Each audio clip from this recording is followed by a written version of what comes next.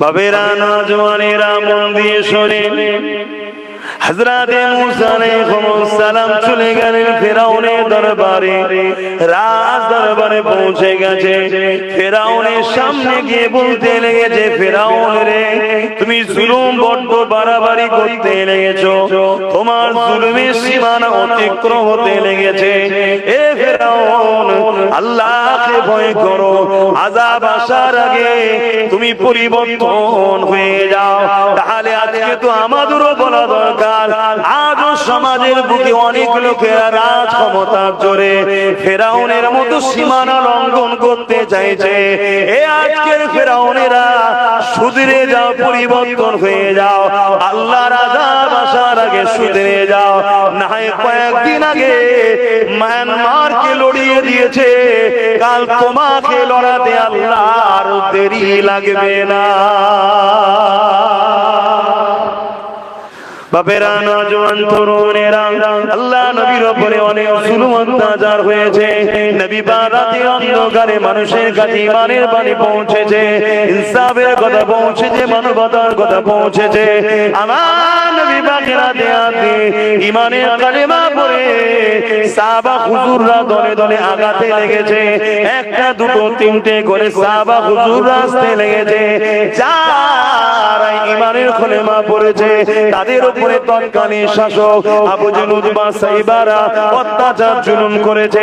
কেন অত্যাচার করেছে? কারণ এরা মুহাম্মদ রাসূলের দিকে চলে গেছে। অসুবিধাটা কোথায়? মুহাম্মদ রাসূলের দিকে যদি চলে যায়, জুলুম যদি এদের উপরে না করি, আগামী দিন যদি আরো লোক চলে যায়, জুলুম যদি না করি, আরো লোক যদি চলে যায়, তাহলে আমাদের হাত থেকে ক্ষমতা চলে গিয়ে মুহাম্মদ রাসূলের হাতে চলে যাবে। তাহলে আমাদের দুর্নীতি বন্ধ হয়ে যাবে, আমরা যে নারীদেরকে শোষণ করছি বন্ধ হয়ে যাবে, আমরা যে গরিবের ঘরের ছেলে মেয়েকে বিভিন্ন দেশের রাজাদের কাছে বিক্রি করি, তারা লেবার হিসাবে নিয়ে গিয়ে মানুষ পুরুষ গুলোকে খাটায় আর নারী গুলোকে ভোগ করে, এখনো বন্ধ হয়ে যাবে। আমরা যে কয়েকটা গুন্ডা দিয়ে সমাজের মানুষকে কন্ট্রোল করে রেখেছে, ভিক্ষা দিয়ে তারা কোন রকম বেঁচে আছে, খাচ্ছে, আর আমাদের ওপরে কেউ কথা বলে না। এই জন্য সাহাবাদের উপরে জুলুম হতে লেগেছে। এ যুবকেরা, তরুণেরা, আজও যদি আমরা চুরির বিরুদ্ধে কথা বলি, অন্যায়ের বিরুদ্ধে কথা বলি, ওয়াকাফ আমাদের সম্পদ, এ জালিম সরকার এটা অন্যায় করছো, এরপরও যদি আমাদের উপরে জুলুম হয়, এতে চিন্তা করার কিছু নেই, এতে মন খারাপ করার কিছু নেই। মনে রাখবে, সাহাবা হুজুরদের সুন্নাত পালন করা হবে। কিয়ামতের দিনে সাহাবাদের কাতারে আল্লাহর জান্নাতি হয়ে যাবে। আরো জোরে বলুন সুবহান।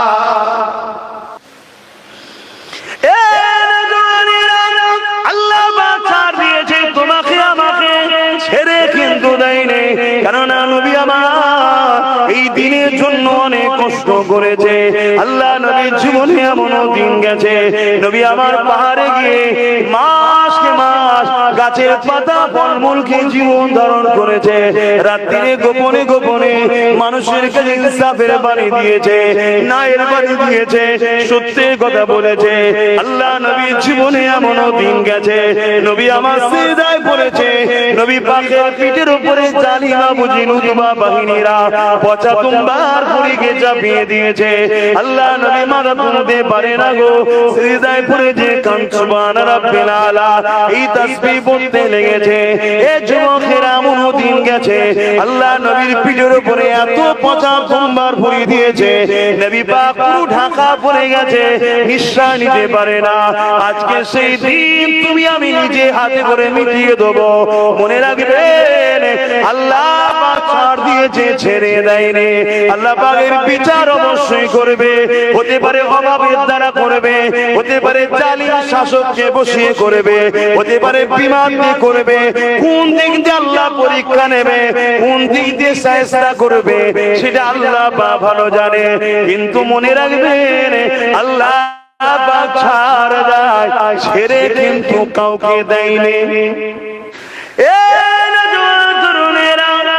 এমন দিন গেছে আল্লাহ নবী কথা বলার জন্য জন্য নবী পাকের উপরে এত জুলুম হয়েছে, আল্লাহ নবীর ঘর মুবারক হুজরাকে ঘিরে নিয়েছে।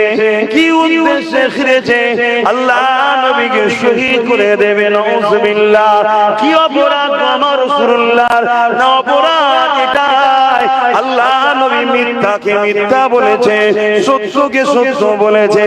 আল্লাহ নবী অন্যায়ের বিরুদ্ধে বলেছে, জালিমের বিরুদ্ধে বলেছে, অন্যায়কে বন্ধ করতে বলেছে। যেহেতু নারীগুলোকে পুঁতে দেওয়া হতো, আল্লাহ নবী নারীদেরকে বাঁচাবার অধিকারের কথা বলেছে, এতিমের মাল দিবার কথা বলেছে, মানুষের অধিকার দিবার কথা বলেছে। মানুষগুলোকে বাজারে নিলামে তুলে বিক্রি করা হতো, আল্লাহ নবী দাসত্ব প্রথাকে বন্ধ করতে বলেছে। এই জন্যে তৎকালীন সময়ে যারা ক্ষমতাশালী শাসক ছিল, যারা মানুষকে কিনা বেচা করত, যারা নারীদের শোষণ করাকে পছন্দ করত, বা শাসকদের যারা তালুতে থাকতো, শাসকদের যারা চামচা ছিল, তারা যাদের দাদা যাদেরকে রেপ করে জুলুম করত, এদেরকে বাঁচাবার জন্য আমার রাসূলুল্লাহ বিরুদ্ধে তারা লেগেছিল। আজকের দিনেও যদি কেউ শাসক নারীদের উপরে জুলুম করে, মুস্তাফার গোলামদের পরিচয় হলো ওই শাসকের বিরুদ্ধে লড়াই করতে হবে। প্রয়োজন হয় যুদ্ধ পর্যন্ত করতে হবে। পিছিয়ে যাবার নাম ইসলাম নয়, আগিয়ে গিয়ে জালিম শাসকদের হাত থেকে নারীদের অধিকার, গরিবের অধিকার, মানুষের অধিকার, এতিমের অধিকার, জুলুমকে বন্ধ করে নেশামুক্ত সমাজ করে দিবার নামটাই হলো ইসলাম।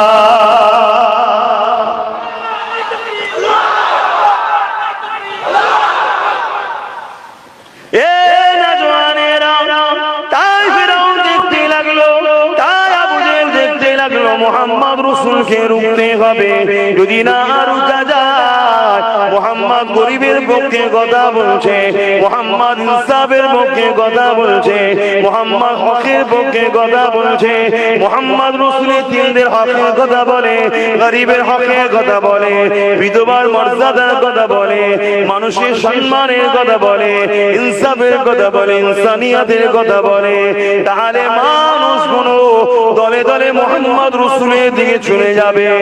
আমার রাসূলুল্লাহর উপরও কত জুলুম অত্যাচার হয়েছিল।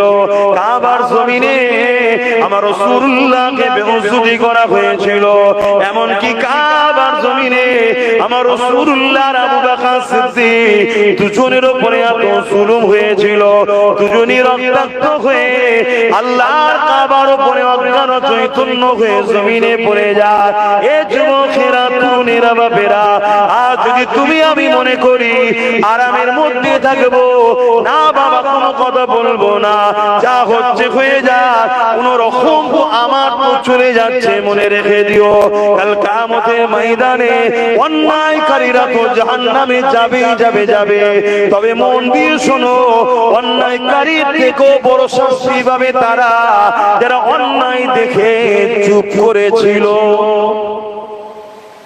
হতে পারে সে পীর সাহেব, হতে পারে সে পীরজাদা, হতে পারে সে আব্বাস সিদ্দিকী, হতে পারে সে মুফতি মাওলানা, হতে পারে সে আলেম, হতে পারে সে ইমাম।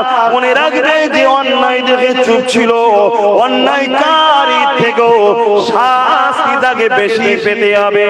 আজকে যদি আমরা উলামারা সবাই সংগঠিত হতাম, মজবুত হতাম, তাহলে আমাদের ঘরে যুবক ছেলেগুলো চাপে পড়ে হলো খারাপ থেকে পরিবর্তন হয়ে যেত।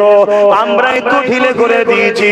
গ্রামে ফাংশন হয়, গ্রামে নাচ হয়, গ্রামে মেলা হয়, চাঁদ রাত উপলক্ষ করে বা ঈদ উপলক্ষ করে বিভিন্ন রকম নাচ গানের অনুষ্ঠান হতে লেগেছে। এ যুবকেরা, এই বিষয়ে যদি সবাই ঐক্যবদ্ধ হয়ে উলামারা ফতোয়া জারি করে দিত, চাঁদ রাত উপলক্ষ করে ঈদ উপলক্ষ করে যে মুসলমান ঘরের ছেলেরা এই উপকর্ম করবে, এদের জানাজা পর্যন্ত পড়া যাবে না, এদের সঙ্গে কোনো মুসলমান সম্পর্ক রাখতে পারবে না, এদেরকে কোনোভাবে মসজিদে প্রবেশ করতে দেওয়া যাবে না, এদের সঙ্গে সমস্ত দিক দিয়ে সোশ্যাল বয়কট করে দেওয়া হবে। কেননা গুনাহ করলে পাপ হয়, নিজের গুনাহ যদি করো পাপ হবে, মদ খেয়েছো পাপ হবে, সিনেমা দেখেছো পাপ হবে, গান শুনেছো পাপ হবে, আল্লাহর কাছে তওবা করলে ক্ষমা হয়ে যাবে। কিন্তু ধর্মের লেভেল দিয়ে ইসলাম ধর্মের পবিত্র একটা উৎসব হলো ঈদ, ঈদ উপলক্ষ করে ফাংশন, তার মানে ইসলামেই রয়েছে ফাংশন, ইসলামেই রয়েছে গান বাজনা। তুমি ইসলামকে কলঙ্কিত করলে এর জন্য এখানে পাপ হয় না, ওই সমাজ ওই যুবক ছেলেটা সঙ্গে সঙ্গে বেঈমান কাফের হয়ে যায়, কাফেরের জানাজা হয় না, কাফেরের জন্য কবরস্থ করতে লাগে না, কাফের কেনে মসজিদের মধ্যে প্রবেশ করার প্রয়োজন নাই। কিন্তু দুঃখের বিষয় যে সব এলাকায় গুনে কাজ হতে লেগেছে, খেয়াল করে দেখুন ওই সব এলাকায় যারা আলেম ওলামা মুফতি মাওলানা রয়েছে, তাদের দিলে নবীর প্রেম নেই, সাহাবাদের প্রেম নেই, ওলি আউলিয়াদের তারা বিরোধী করে। কেন বিরোধী করে? এরা মূলত হলো ইসলামের দুশমন। আজকেরা বুঝেন উতবা সাইবাদের টাকা দিয়ে মুসলমান সেজে মুসলমানদের ঈমানকে লুটার জন্য চেষ্টা করতেছে। বুঝছেন তো নাকি? কিন্তু এই ওয়াজ করলে ওই সব মুনাফিকগুলো আমার বিরুদ্ধে হবে না, হবে না, হবে না।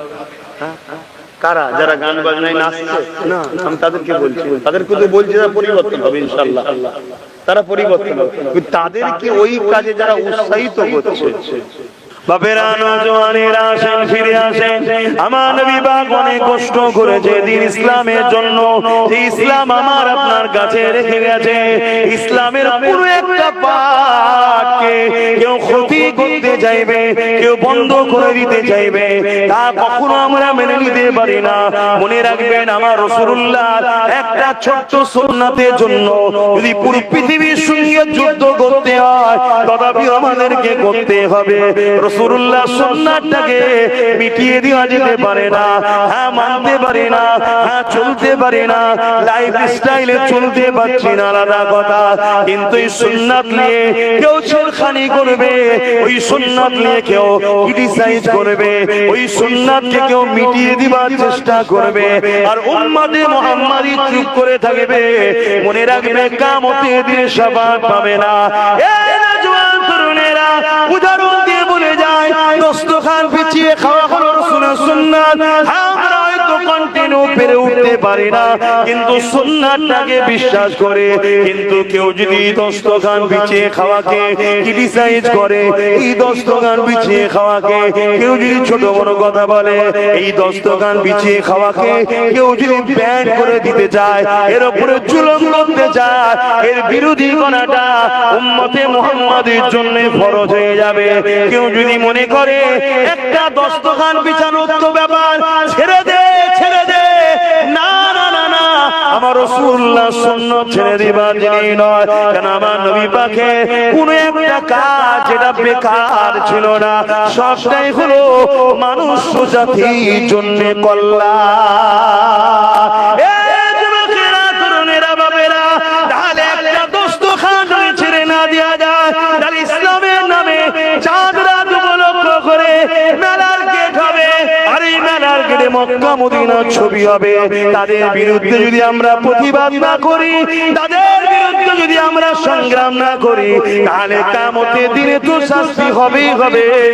আল্লাহ দুনিয়ার জমিনে জালিম শাসককে বসিয়ে তোমার আমার বিচারটাও করতে লাগবে। এখনো সময় আছে, তওবা করো, প্রতিবাদ করো, অন্যায়ের বিরুদ্ধে কথা বলো, ফায়সালা কি হবে ওটা তোমার জানার দরকার নেই। কেন ফায়সালা আসমান থেকে হয়, জমিন থেকে ফায়সালা হয় না। এ যুবকেরা শুনে রেখে দাও, একটা গাছের পাতা লড়বে এই ফায়সালাটাও জমিনের মানুষ করে না, এই ফায়সালাটাও আল্লাহর পক্ষ থেকে হয়। তাহলে কোথায় কে বসবে? এই ফায়সালা জমিনের মানুষ করে না, এই ফায়সালা আল্লাহ করে। কিন্তু তোমাকে আমাকে হক কথা বলতে হবে, হক পথে চলতে হবে। কি লাভ, কি লুসকান, কি লাভ হবে, কি হবে ওটা তোমার আমার ভাবার কাজ নয়। কেননা কামিয়াবি আল্লাহর কুদরতি হাতে। নিশ্চয়ই আমরা জানি হযরত ইব্রাহিম আলাইহিস সালামকে নমরুদ আগুনে ফেলে দিয়েছিল। ওই আগুন বিশাল আগুন, যে আগুনের কাছে মানুষ যেতে পারে না। কয়েক মাইল, কয়েক মিটার দূর থেকে কপিকল করে ছুঁড়ে ইব্রাহিম আলাইহিস সালামকে ওই আগুনে ফেলে দেয়া হলো। ওই আগুন বিশাল আগুন, যে আগুনের কাছে মানুষ যেতে পারে না। কিন্তু দেখা যেতে লেগেছে এমন সময় আল্লাহ পাকের একটা ছোট্ট জীব, যাকে আমরা আজনাই বলি, বিভিন্ন ভাষায় ডাকা হয়, সে কিনা মুখে করে পানি নিয়েছে, ওই আগুনে ফেলতে লেগেছে। ভেবে দেখুন তো দেখি, বিশাল আগুন যেখানে মানুষ যেতে পারছে না, ওই আজনাইয়ের মুখের পানিতে কি আগুনটা নিভাবে? বলুন, নিভাবে? কখনো কি সম্ভব? আর অপর দিকে গিরগিটি, চেনেন তো নাকি? গিরগিটি চেনেন? গিরগিটিকে চিনতে গেলে আজকের নেতাদের দিকে তাকাবেন, তাহলে বুঝে যাবে। আসেন বাপেরা, নজওয়ানেরা, এ দুদিনের মায়া জালে জড়িয়ে গিয়ে আখিরাতে ভুলে যাবেন না গো। আল্লাহ পাক আমাদেরকে পরীক্ষা নেবে, সিনার পাওয়ারটাকে মজবুত করে না। যাদের সিনার পাওয়ার ছিল আল্লাহ পাক তাদেরকে সাহায্য করেছে, এবং জালিমরা যতই জুলুম করেছে, কেন জুলুম করতে করতে জালিমরা হারিয়ে গেছে, কিন্তু তাদেরকে নওয়াতে পারে না। ইতিহাস তার প্রমাণ দিতে লেগেছে। এ যুবকেরা, তরুণেরা, বাপেরা, আমার রাসূলুল্লাহ যখন মক্কা জমিনে ন্যায়ের কথা, ইনসাফের কথা, মানবতার কথা, সত্যের কথা, গরিবের কথা, বিধবার কথা, এতিমের হকের কথা রাসূল যখন বলতে লেগেছে, তৎকালীন সময় শাসক ক্ষমতায় ছিল আবু জেহেল, উতবা, সাইবা।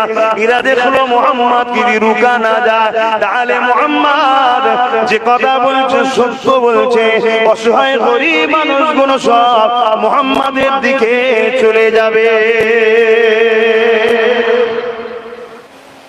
জীবনের প্রতিটা মুহূর্ত আল্লাহ রাসূলের সমর্পণে চলো, কেননা নবী আমাদের জন্য মরেন। লাকাদ কানা লাকুম ফি রাসূলিল্লাহি উসওয়াতুন হাসানা।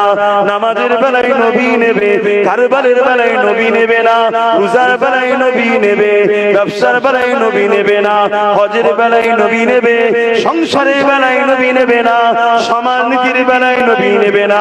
এটা হতে পারে না।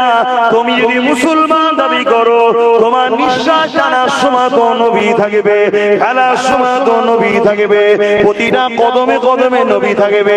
খাবে যখন তখন রাসূলের সুন্নাত অনুযায়ী, ঘুমাবে যখন তখন রাসূলের সুন্নাত অনুযায়ী, বাইতুল খোলাদের মতো কাজে যখন ঢুকবে ওখানেও রাসূলের সুন্নাত অনুযায়ী যেতে হবে। জীবনের ক্ষুদ্র ক্ষুদ্র পাপে যদি নবী ছাড়া চললে আল্লাহ নারাজ হয়, তোমার জন্য কল্যাণ আসে, কল্যাণ কখনো হতে পারে না। তাহলে জীবনের একটা বড় পাঠ, ধর্মনীতি, সমাজনীতি, রাজনীতি, পরিবার নীতি, এই জায়গায় তুমি নবীকে কেন বাদ দিয়ে দিলে? কে কাকে নেবে দেখা দরকার না। তুমি আমি মুসলমান, হতে পারি 10 জন, হতে পারি 20 জন, হতে পারি 100 জন, হতে পারি 50 জন, যা হয় আলহামদুলিল্লাহ। কিন্তু আমার জীবনের প্রতিটা মুহূর্তে একটাই রাস্তা থাকবে, আমার মুহাম্মদ রাসূলকে আমি ফলো করে চলবো। আমার নবী যেভাবে ইবাদত করতে বলেছে আমি ওইভাবে ইবাদত করব। আমার নবী যেভাবে সংসার করতে বলেছে আমি ওইভাবে করব। আমার নবী যেভাবে কারবার করতে বলেছে আমি ওইভাবে করব। আমার নবী যেভাবে অর্থনীতির কথা বলেছে আমি ওইভাবে চলবো। আমার রাজনীতি করার শখ গেছে, আমার মুহাম্মদ রাসূল যেভাবে রাজনীতি করতে বলেছে আমি ওইভাবে করব। হ্যাঁ, ইসলামিক কান্ট্রিতে খিলাফত চলে, কিন্তু গণতান্ত্রিক দেশে কি চলবে ওটাও রাসূলুল্লাহ শিখিয়ে দিয়েছে।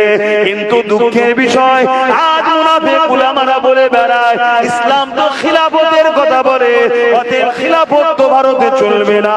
আরে মূর্খ জাহেল, সমাজকে আর কত গুমরাহি করে দালালি করে টাকা লুটে নিবি। ইসলাম আমাকে শিক্ষা দিয়েছে ইসলামিক মূল বলে কিভাবে থাকতে হবে, ধর্ম নিরপেক্ষ সর্বধর্মের মানুষ যেখানে বসবাস করে ওই জায়গায় কিভাবে বসবাস করতে হবে, সব সমস্যা সমাধান আল্লাহর কোরআন ও রাসূলুল্লাহ দিয়ে গেছে। আরো জোরে বলুন সুবহান। সত্যকে কখনো পৃথিবীকে খুশি করার জন্য চেপে দেওয়া যায় না। পুরো পৃথিবী বেজার হয় হোক যাক, সত্য সত্য। একটা সত্যের জন্য পুরো পৃথিবীকে বেজার করতে রাজি আছি, কিন্তু একটা সত্যকে মিটিয়ে দিয়ে পৃথিবীকে খুশি করার নাম ইসলাম নয়। হযরত ওমর ফারুক রাদিয়াল্লাহু তাআলা হুজুরের হাতে একজন খ্রিস্টান বাদশা ঈমানের কলেমা পড়েছে। খুশির খবর না খারাপ খবর? আজকে যে আমার দেশের প্রধানমন্ত্রী বড্ড জুলুম করছে, কাল যদি মুসলমান হয়ে যায় ভালো কথা না খারাপ কথা? সবাই বলুন আল্লাহ হিদায়াত করুক, বলুন আমিন। অসুবিধা জুলুম করছে না করেন? হ্যাঁ, জুলুম করছিস তাই বলেছি বাবা। তুই জুলুম করছিস দোষ না, আমি বললে তোর গায়ে লেগে যায়। হ্যাঁ, তো সেই জায়গায় একটা খ্রিস্টান বাদশা এখন ইসলাম কবুল করেছে। ইসলাম বলতে অনেকে মনে করে শুধু একটা ধর্ম না, ইসলাম ইনসাফের নাম, ইসলাম ইনসানিয়াতের নাম, ইসলাম মানবতার নাম, ইসলাম জুলুম মুক্ত সমাজ গড়ার নাম, ইসলাম ক্ষুধার্ত মানুষকে খানা খাওয়ার নাম, ইসলাম বস্ত্রহীনকে বস্ত্র দিবার নাম, ইসলাম মদ মুক্ত, নেশা মুক্ত, খুন মুক্ত, ধর্ষণ মুক্ত সমাজ গড়ার নাম। তাহলে আমার দেশের প্রধানমন্ত্রী যদি পুরো দেশে ধর্ষণ মুক্ত করে দেয়, পুরো দেশকে যদি মদ মুক্ত করে দেয়, পুরো দেশে যদি ইনসাফ প্রতিষ্ঠিত করে, জুলুম বন্ধ করে দেয়, এটাকেও তো ইসলাম বলা হয়। কথা বুঝছেন না? বোঝেন না? এর জন্য তো দোয়া করা দরকার। যখন যদি কারো হাত কবুল হয়ে যায় লোকটা ভালো হয়ে যাবে। কি তো যাই হোক, সেই জায়গাতে খ্রিস্টান বাদশা এখন ন্যায়ের দিকে এসেছে, সত্যের দিকে এসেছে। এটা খুশির কথা, ঠিক না? কি গো খুশির কথা? একটা খ্রিস্টান বাদশা যখন চলে এসেছে, পুরো সেই দেশে আমান প্রতিষ্ঠিত হবে, ন্যায় প্রতিষ্ঠিত হবে, ক্ষুধার্ত মানুষ খানা পাবে, বস্ত্রহীনদের বস্ত্র পাওয়া যাবে, সুচিকিৎসা হবে, স্বাস্থ্য হবে, মানুষের নিরাপত্তা বাড়বে, ধর্ষণ বন্ধ হবে, নেশা বন্ধ হবে। এগুলোই তো ইসলাম। আমি তো মুসলিম গ্রামে খুঁজে পাচ্ছি না। কোন গ্রাম এমন দেখাতে পারবেন যে গ্রামে জুলুম নেই, যে গ্রামে এতিমের উপর অত্যাচার হয় না, যে গ্রামে লটারি নেই, যে গ্রামে নেশা নাই? আছে? ইসলাম আছে তো। তাহলে মার খাচ্ছে বলছে মুসলমান তো আছে। হায় নামে তাল পুকুর ঘটি ডোবে নামে মুসলমান 250 কোটি, প্যালেস্টাইন মার খাচ্ছে সবাই। বড় বড় খাসি, বড় বড় দুম্বা, বড় বড় গরু জমাই করে কুরবা কি বলে ঈদে সব ফুর্তি করে খেয়ে নিচ্ছে। অনেকে আবার ঈদ উপলক্ষে করে মেলা দিচ্ছে, ছেলে মেয়ে সেজে গুজে ওই ওই করছে। কারা? এই অমুসলিমরা। বলুন বলুন, মুসলমান ওদের ভাইদেরকে খুন করছে, ওদের শিশু 17,000 বাচ্চাকে প্যালেস্টাইনে মেরে দিয়েছে।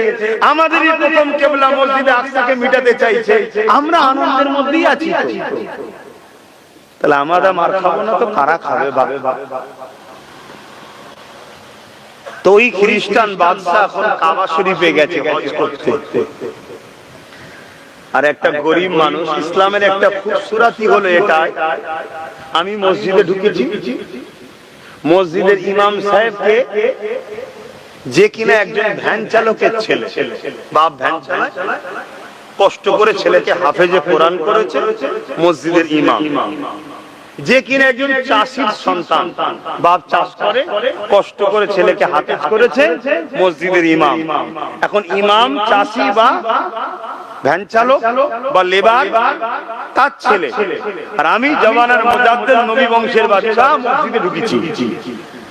আমার ঘাড়কে ওই চাষির বেটার পিছনে ইক্তেদা করে নামাজ পড়তে হবে, এর নাম হলো ইসলাম। জোরে বলুন সুবহানাল্লাহ। এখন আমি যদি বলি ওর ভ্যান ছাড়া ওর পিছনে ইক্তেদা করবে কেন, তাহলে আমি ইসলামের মধ্যে নাই। শুনছেন না শোনেন? ইসলামের খুবিয়া হলো আল্লাহর কাতারে যখন দাঁড়িয়ে যাবে, ঠিক হজে তো কে বড় লোক, কে কোথাকারে মিনিস্টার, রাজা, প্রজা সব দেখা দেখির ব্যাপার নেই। তা ওই খ্রিস্টান রাজা তওয়াফ করছে আর ওর পিছনে একজন গরিব সেও তওয়াফ করছে। ভিড়ের মধ্যে বেখিয়ালে ওই ইহরামে পা পড়ে গেছে খ্রিস্টান রাজা। তখন আর খ্রিস্টান নাই, তাই বুঝাবার জন্য বলছি, পা পড়ে গেছে। যখনই পা পড়ে গেছে, সেই যে অহংকার, সেই যে দাম্ভিকতা, কথা বুঝে আসছে না? নাই হ্যাঁ, ইসলামে যত বড়ই রাজা হও, সুলতান হও, অহংকার করা হারাম। তাই উমর ফারুক অর্ধেক পৃথিবীর রাজা হওয়ার পরও গাছতলায় ধুলো বালিতে বিনা পাহারায় ঘুমিয়ে থাকতো। জোরে বলুন সুবহানাল্লাহ। আর আজকাল ছোট ছোট একটা নেতা, একটা বুথের বা পঞ্চায়েতে, তার বাড়ি দেখতে গেলে একটু খুলে পড়ে যাবে। হারামখোর কত ছেড়ে খেয়েছে দেখে। আর ও বাইরে বেরোলে বডিগার্ড ছাড়া বেরোতেও পারছে না। কেন? সব সুযোগে আছে। বেটা একে কে দিয়েছে, ওকে কে দিয়ে মাছ ঝেড়েছে, ওর মাছ ঝেড়েছে, সুযোগে ঝেড়ে দেবে। ও জানে আমি তো শয়তান, মেরে দেবে। আর অর্ধেক পৃথিবীর রাজা উমর ফারুক হচ্ছে, একজন তরোয়াল নিয়ে এসেছে মারবে বলে। উমর ফারুকের এই দৃশ্য দেখে দাঁড়িয়ে আছে। উমর ফারুকের ঘুম ভেঙে গেছে। বলছে আপনি উমর? বলছে হ্যাঁ, আমি এসেছিলাম আপনাকে মারবো বলে। আপনার কি অবস্থা? অর্ধেক পৃথিবীর রাজা। দেখুন, জনগণ আমাকে রাজা বানিয়েছে, কিন্তু আমার ইনকামে আমি চলি, জনগণের ইনকাম আমি নিই না। জোরে বলুন সুবহানাল্লাহ। আরো জোরে বলুন সুবহানাল্লাহ। এর নাম ইসলাম। তাহলে এমন যদি শাসক হয়, আপনাদের অসুবিধা আছে না? আপনাদের অসুবিধা আছে? আপনারা কে বল ফ্রিতে ভাত দেবে? দেখ, বিরিয়ানি কিন্তু ফ্রিতে পাওয়া যাবে, পেঁয়াজ আলু যেন ফ্রিতে মাসে মাসে চলে আসে, ওই খেয়েই শান্তি। কথা বুঝে আসছে? কিসের দিয়ে চুরি করে, না মদ বিক্রি করে, না গরিবকে খুন করে, ওসব দেখা দেখি সময় নেই। খেল খেল, কষ্ট হলে বলবেন, আমি হালকা হালকা, কোনো অসুবিধা কি আছে? আল্লাহকে বলবো আল্লাহ শুনতে চাইনি তো আমি কি করবো? খোদা শুনতে চাইনি তো আমি কি করবো? আমি তো শোনাতে চেয়েছিলাম, শুনতে চাইনি।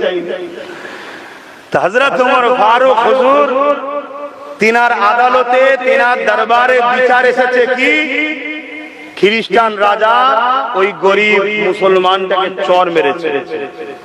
শুনছেন? রাগে মেরে দিতে চর। সে অহংকার হয়ে গেছে, আমার পা দিয়ে ভিখারি কোথাকারে। বিচার এসেছে, ওমর ফারুক বিচারে বসেছে, জিজ্ঞেস করছে। বিচার যখন শুরু হবে, কাঠ গড়ায় দাঁড়াতে হবে না? তো এই রাজাকে যে ছিল, সে মুসলমান হয়েছে, তাকে বলছে দাঁড়াও। তখন সে বলছে উমর, আমি কিন্তু একটা রাজা, তুমি আমাকে কাঠ গড়ায় দাঁড় করাচ্ছ। উমর ফারুক বলছে তুমি রাজা হও আর যেই হও, তোমার নামে বিচার এসেছে, তুমি এখন কাঠ গড়ায় দাঁড়াতে হবে। ওটা অন্য জায়গায় চলে, ইসলামে সবাই সমান। জোরে বলুন সুবহানাল্লাহ। তুই রাজা তখন দাঁড়িয়েছি। তাহলে বলুন, এইরকম যদি সমান হয়, যারা ভিআইপি লোক তারা কি কখনো ইসলামকে রাখতে চাইবে? কথা বলে, যারা বড় লোক, ছোট লোক, গরিব, এই যেমন উত্তরপ্রদেশে একটা ছোট বাচ্চা কোন একটা লোকের পানির পাত্রে হাত দিচ্ছে বলে মেরে ফেলেছে। কেন? তুই নিচু জাত, আমার পাত্রে হাত দিলি কেন? মেরে দিলে। এইসব জাত যারা ভেদাভেদ করে, তারা কি চাইবে ইসলাম থাক? কেন ইসলামে এসব চলবে না। এখান থেকে কেউ যদি কোনো মানুষ গরিব হতে পারে, ফুটপাতে ভিখারি হতে পারে, সে যদি একটা পাত্রে পানি খায়, ওই পানিটা আমি যদি মনে করি মুখ দিয়েছে, আমি খাবো না, ঘৃণা করি, ইসলাম থেকে বেরিয়ে যাবো। শুনছেন না? শুনছেন? হ্যাঁ, এখানে ভেদাভেদ না। তাহলে সেই জায়গাতে ও রাজার কিন্তু প্রেস্টিজে লেগেছে। ও যাই হোক, তারপরেও দাঁড়িয়েছে। কেন? ওমর ফারুকের সামনে তো কথা বলার রাস্তা নেই, দ্বিতীয় দাঁড়িয়েছে। জিজ্ঞেস করছে তুমি মেরেছো? হ্যাঁ মেরেছি। কেন? পা দিয়েছে। তুমি কেন? হুজুর জাহাপানা আমার বেখিয়ালে হয়ে গেছে। বেখিয়ালে হয়ে গেছে, মেরেছো কেন? হুজুর ফয়সালা দিচ্ছে, তুমি একটা চর মেরে প্রতিশোধ তুলে নাও। একটা চর মেরে প্রতিশোধ তুলে নাও। খ্রিস্টান রাজা বলছে আমাকে 2 দিন সময় দেওয়া হোক। 2 দিন সময় দেওয়া হোক। এই 2 দিন উমর ফারুক সময় দিল, গোপনে বেরিয়ে গিয়ে আবার খ্রিস্টান বেরিয়ে গিয়েছে, খ্রিস্টান হয়ে গেছে। উমর ফারুক পরে জুম্মাতে খুতবা দিতে উঠছে, মসজিদ ভর্তি লোক একে অপরের কানা খোঁচা করছে। একটু রাজা মানুষ, একটু নরম দেখালে হতো, একটু নরম দেখালে হতো। উমর ফারুক হুজুর জালাল এসে গেছে। এই মুসল্লিরা, ধর্মটা উমরের বাপ খাত্তাবের নয়, ধর্মটা হলো মুহাম্মদ রাসূলুল্লাহর। জোরে বলুন সুবহানাল্লাহ। বাড়াবার কমাবার ক্ষমতা উমরের নয়। ইসলামের আদালতে যে ফয়সালা উমর সেটা করেছে, এতে কে থাকবে কে বেরিয়ে যাবে ওটা উমরের দায়িত্ব নয়, ওটা ওর নসিবের ব্যাপার। জোরে বলুন সুবহানাল্লাহ। অতএব ইসলাম নীতির উপরে চলে, ইসলাম নীতির উপরে চলে। পীরের জন্য মশলা চেঞ্জ করে দেবেন নাকি? ইসলামের জন্য মশলা চেঞ্জ করে দেবেন নাকি? না, নীতি নীতি। তুমি মানতে পারো না, আসামি তুমি, মাথা হ্যাট করে বলো অন্যায় করছি, কিন্তু তা বলে তোমার জন্য একটা মশলাকে চেঞ্জ করা যেতে পারে না। কেন? মশলা আমার বাপের তৈরি করা না, শরিয়ত আমার রাসূলের। রাত্রিরে শুয়েছিলেন, সুবহার সময় অমুক অমুক দলে ছিল, সকালে উঠে শুনলেন অমুক দলে চলে গেছে। একে বলা হয় গিরগিটি। এই পূর্ব মেদিনীপুরে দেখছেন, কিছুদিন আগে চিল্লে ছিল হাঁটো, আমাদের সঙ্গে, আমার সাথে নয়, অনেকের সঙ্গে বসে ইফতার করেছিল না, এখন গিরগিটি চেঞ্জ হয়ে গেছে। এই রকম যারা সমাজে রং পাল্টায়, গিরগিটি বলে একটা পশু আছে যে সর্বসময় রং পাল্টায়, তো এই গিরগিটি ফু দিচ্ছিল। শুনছেন কেন ফু দিচ্ছে? আগুনটা আরো বাড়ে। আচ্ছা বলুন তো, বিশাল আগুন, সেখানে গিরগিটিকে, মানে এই গ্রামটার মধ্যে বড় এলাকা নিয়ে আগুন চলছে, বুঝাবার জন্য বলছি। এই বিশাল, আমি নিজে চোখে দেখেছি, বিশাল এলাকা, একটা গ্রাম, এত বিশাল এলাকায় আগুন জ্বলছে, এখানে গিরগিটি ফু দিলে আগুন বাড়বে এমন কোন প্রয়োজন আছে? ওর ফুঁয়েতেই বা কি দাম? আর আজনা কি করছে? পানি দিচ্ছে। এই বিশাল আগুনকে আজনা এই চোষে করে পানি দিলে বন্ধ হবে ভাই? কিন্তু আল্লাহ ফেরেশতাদের বলল, দেখো আমার দুটোই আমার মখলুক, দুটোই সৃষ্টি কার, কিন্তু গিরগিটি আমার বন্ধু ইব্রাহিমের বিরুদ্ধে দাঁড়ালো, আর আজনায় আমার বন্ধু ইব্রাহিমের পক্ষে দাঁড়ালো। তা আমি কিয়ামত পর্যন্ত আজনাইকে মারা হারাম করে দিলাম। জোরে বলুন সুবহানাল্লাহ। শুনছেন কেন? পক্ষে দাঁড়িয়েছে, এটাই প্রমাণ। অর্থাৎ তুমি আমি যদি গরিবের পক্ষে দাঁড়াই, হকের পক্ষে দাঁড়াই, মানবতার পক্ষে দাঁড়াই, ইনসাফের, হয়তো তোমার আমার দ্বারাই কিছুই হলো না, পক্ষে ছিলাম, এটাই আল্লাহ খুশি হয়ে তোমার আমার জন্য জাহান্নামের আগুনকে হারাম করতে পারে। জোরে বলুন সুবহানাল্লাহ। আর তুমি হয়তো কোমর বেঁধে চেষ্টা করলে হয়তো তোমার দ্বারাতেও জালিম কামিয়াবি হলো না, কিন্তু তারপরেও তুমি জালিমের সাথে থাকার জন্য জালিমের সাথেই তোমার হাসর নাসর জাহান্নাম হবে। কথা কিছু বুঝাচ্ছে? অনেকে বলবেন কি করব? আরে কি করব তখন মানা যায় যখন কোনো উপায় থাকে না। যেমন আমরা উযু করি, পানি না থাকলে কি করি? জোরে বল। পানি যদি এসে যায় আর তায়াম্মুম করা যায়, কথা বলে। অতএব যখন পানি থাকে না তখন তায়াম্মুম আলাদা কথা, পানি থাকতে তায়াম্মুম করা যায়। যেদিন ছিল না ভালো লোক আলাদা বিষয়, আজ আল্লাহ কারে ভালো লোক, তো ভালো লোক নবী বংশের ছেলেরা তোমাদেরকে আহ্বান করছে, আসো আমরা গরিবের চোখের পানি মুছবো, এতিমের চোখের পানি মুছবো, ইসলামের উপরে কোনো প্রতিবাদ এলে ঢাল হয়ে রুখবো, ইনসাফ করবো, ইনসানিয়াত করবো। এখন তুমি যদি বলো তায়াম্মুম করবো, তোমার চলবে? আর কিভাবে বুঝাবো তোমার? এরপরও যদি তুমি 500 টাকার নোট দেখে ভুলে যাও, তাহলে 1000 টাকার তো ওষুধ বেরোবেই মাসে মাসে। বেরোচ্ছে না? বেরোয়নি? হাত তুলে বলুন কার বাড়ি ওষুধ নেই?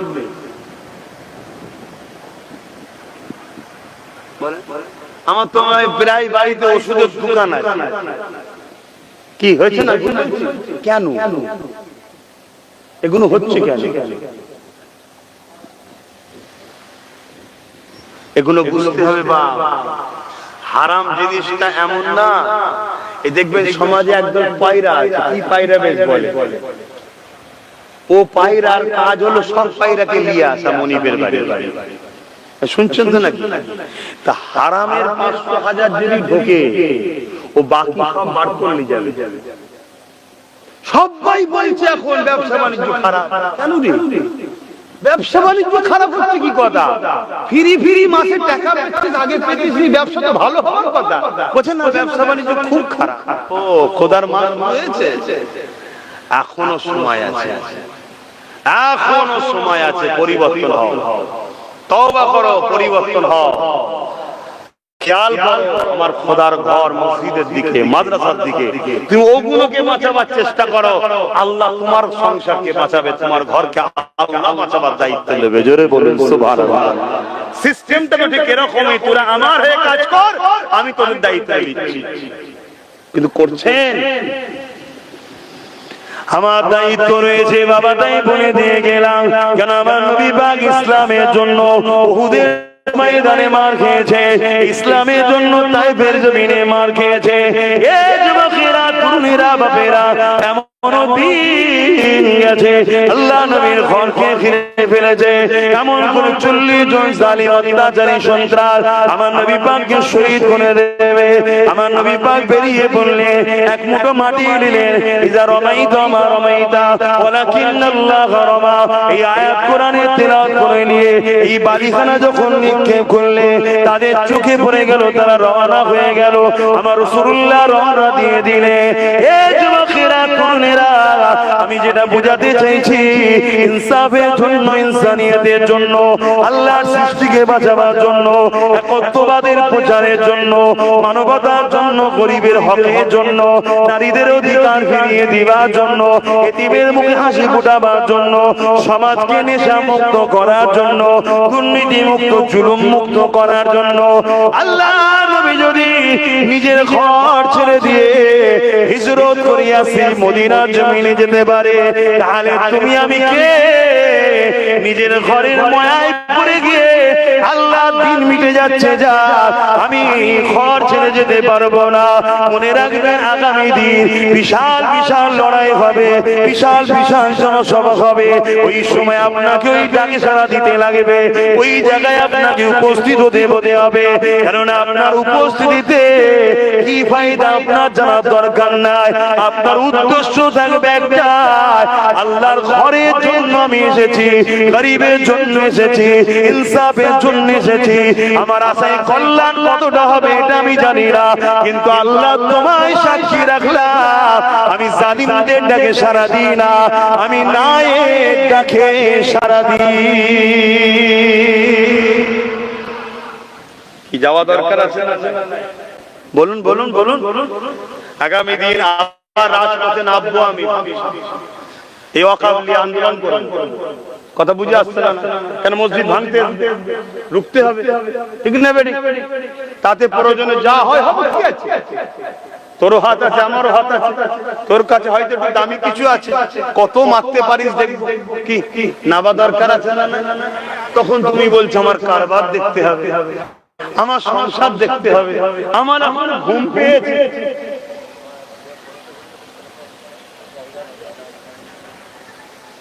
বসতে বললে কেন? আর সময় না, 11:10 বাপ। হে নবী সালাম,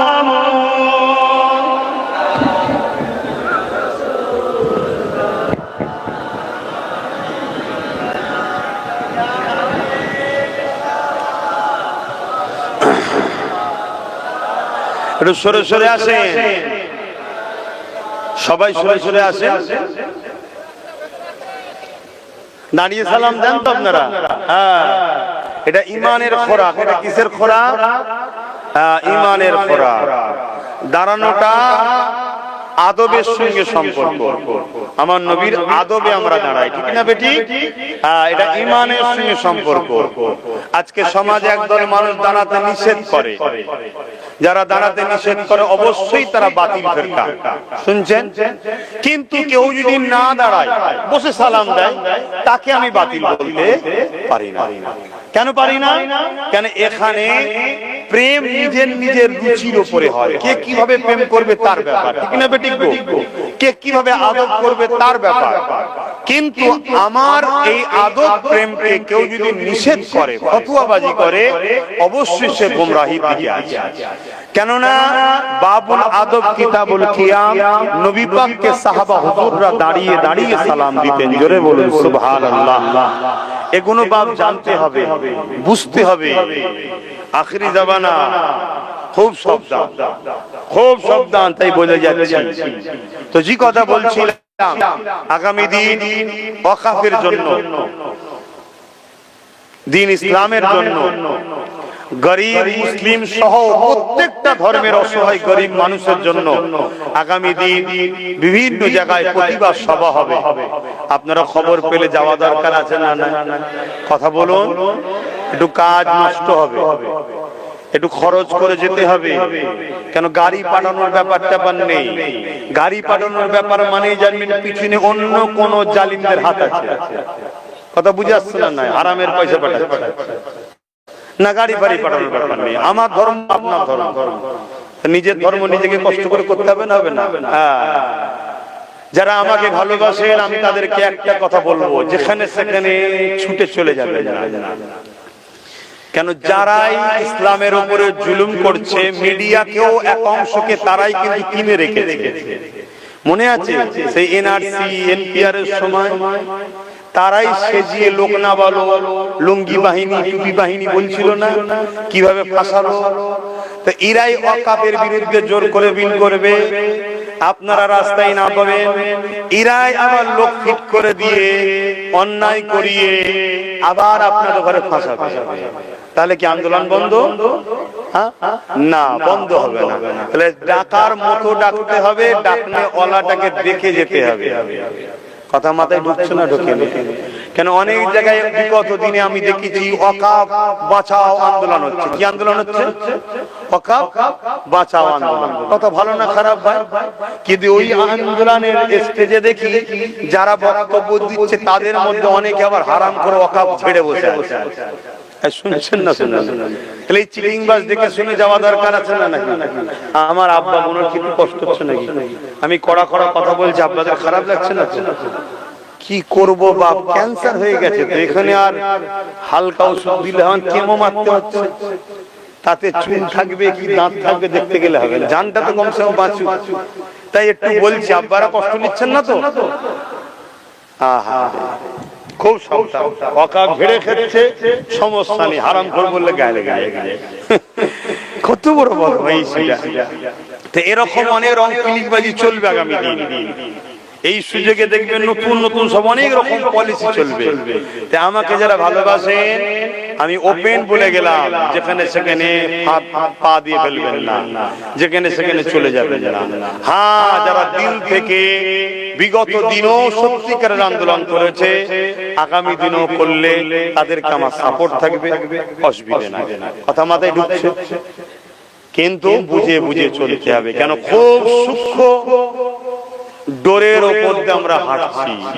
এই ডোর যদি কেটে যায় আর কিছু করার উপায় থাকবে না। আন্দোলন করতেই হবে, এটা ইমানি দায়িত্ব। আন্দোলন করতেই হবে, কিন্তু করে যেন সাকসেসফুল হতে পারে তার জন্য পলিসি অবলম্বন করতে হবে। আসুন আমরা সকলে দাঁড়িয়ে সালাম দেব বলে, সকলে একটু জবান খুলে উচ্চ আওয়াজে সালাম দেবেন। ইয়া নবী সালাম।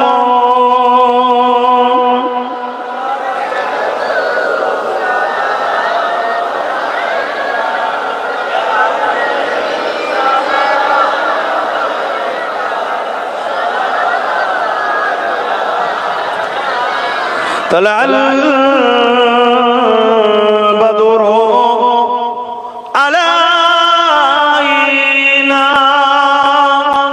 من شنيات الوداع وجب الشكر علينا مدى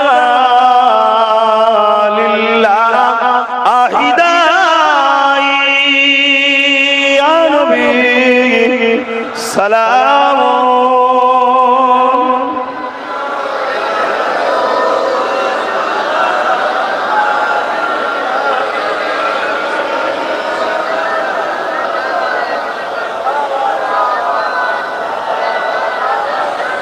এ নবী নামো ও পিয়ারা ইয়া রাসূল নামো পিয়ারা আরশ पर अपने पुकारा सजबे गोंबर हमारा या नबी सलाम या रसूल सलाम या हबीब सलाम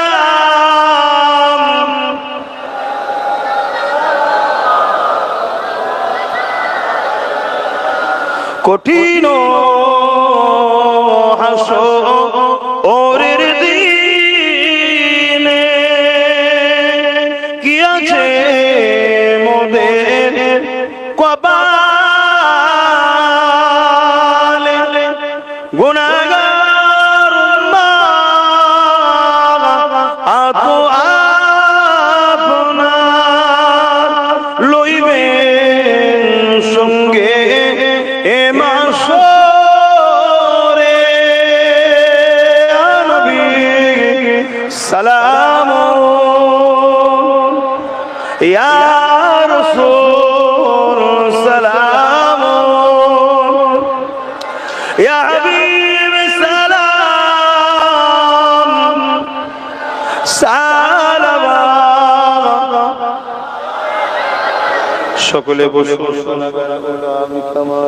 আর কি আছে না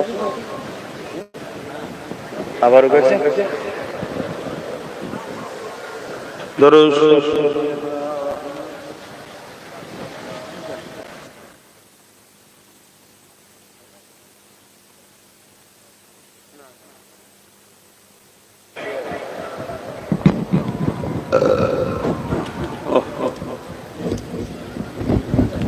درود شریف اللهم صل على سيدنا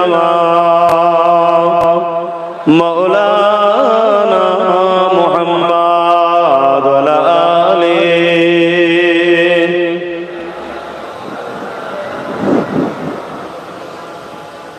एक मैं ही नहीं उन पर कुर्बान ज़माना है আরো জোরে বলুন সুবহানাল্লাহ। এই কোরআনের মাহফিল গুলো হচ্ছে এর বিরুদ্ধে লোক আছে না না কথা বলুন। কোরআনের মাহফিল এখন দুই ধরনের হয়। কোরআনের মাহফিলের নামে এক ধরনের মাহফিল হয় সমাজের দিকে অন্যায়কে মিটিয়ে ন্যায়কে প্রতিষ্ঠিত করার জন্য কোরআনের মাহফিল হয়। আরেক দল কোরআনের মাহফিল হয় যেখানে সমাজের দিকে তাগুতি শক্তি জালিম অত্যাচারী শক্তির দালালি করার জন্য মাহফিল হয়। শুনছেন তো নাকি? ইসলাম কুনতুম খায়রা উম্মাতিন উখরিজাত লিন-নাস তা'মুরুনা বিল মারুফ ওয়া তানহাউনা আনিল মুনকার, এর নাম ইসলাম। এখানে কেউ হাফেজ থাকলে সে বুঝবে কোরআনের কোন আয়াত কত পড়ায়। এর মানে হচ্ছে আল্লাহ আমাদেরকে দুটো কাজ দিয়েছে। ইসলামটা দাঁড়িয়ে আছে দুটো কাজের উপরে। কি কাজ? অন্যায়কে মিটিয়ে ন্যায়কে প্রতিষ্ঠিত করো। জোরে বলে সুবহানাল্লাহ। তো কোরআনের মাহফিলে দরকার আছে, কিন্তু কোরআনের মাহফিলে অন্যায়কে মিটিয়ে ন্যায়কে প্রতিষ্ঠিত করব, এর জন্য সর্বরকম চেষ্টা করা দরকার। এটা আল্লাহ কবুল করেন, বলুন আল্লাহুম্মা আমিন। তো এই মাহফিল আমি যা আলোচনা করলাম, আপনারা যারা বসে আছেন আপনারা গাওয়া দেন, আমি কি কোরআনের পক্ষে বললাম না বিরুদ্ধে? একটুখানি আওয়াজটা সবাই বলুন। কেউ যদি বলেন যে বিরুদ্ধে বলেছি কোরআনে, তাহলে সেটাও বলুন, আমি আপনার সাথে ঝগড়া করবো না, শিখে নেব। কেন আমি বা কেন কোরআনের বিরুদ্ধে গিয়ে জাহান্নামে যাবো বাবা? কি দরকার বলুন? তাহলে সেই জায়গায় এই মাহফিল গুলো হোক, এটা আপনারা চান তো নাকি? একটু কষ্ট তো হবে, মাহফিল করতে হবে। 10টা মানুষ হাত তুলে বলুন তো 3000 করে টাকা দিতে পারবেন এই মাহফিলের জন্য? এর বেশি দিকেও দেন আলহামদুলিল্লাহ। আমি 10টা মানুষের কাছে 3000 করে টাকা দেখতে চাইছি যে কোরআনের মাহফিল হোক, এর জন্য আমি 3000 টাকা সহযোগিতা করব। দেখি মাহফিল তো সবাই বললেন করতে চাই, 10টার মধ্যে কার কার হাত ওঠে কই? আমরা তো সবাই বললাম যে হ্যাঁ করা দরকার। 3000 টাকা কম বলে ফেলেছি না বেশি বলে ফেলেছি? বলেন 10টা মানুষ কে সর্বপ্রথম হাত তুলে দেখি যে আমি 3000 টাকা দেবো। এখন থাকে এখন দেবেন, না হয় পরে নাম লিখে পরে দেবেন। আছে সর্বপ্রথম কে হাত তুলে দেখি? কে? কই? আচ্ছা আপনি আমার মুরব্বী বাপ, মুরব্বী দিয়ে শুরু হয়েছে। হ্যাঁ হ্যাঁ মনসুর আলী, ওনার কথা বলছেন?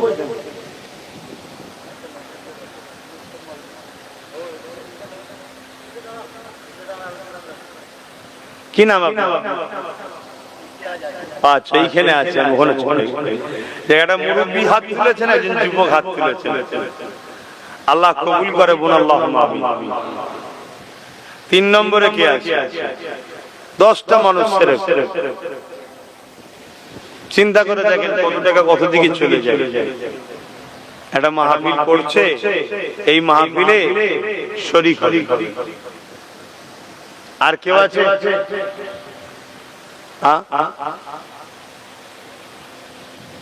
3000 টাকাটা কম বলা হলো না বেশি বলা হয়ে গেল? বলুন। এ তো বললো একটুখানি বলতে, আমি তো কালেকশন এভাবে করি না। বলেন কে কি দেবেন? বলুন। আমি 10টা মানুষ এই মাহফিল থেকে আশা করলাম। ওরে বাবা, 3000 টাকা কম বলা হয়ে গেছে। 3 জন মিলে একটা গরু দেবে আগামী দিন মাহফিলের জন্য। আল্লাহ কবুল করে বোন, আল্লাহুম্মা আমিন। কিন্তু এই মাহফিলে যে আমি আশা করে বললাম 10টা মানুষের কথা, এই দুটো হয়ে রয়ে যাবে। 3 নম্বরে কে আছে?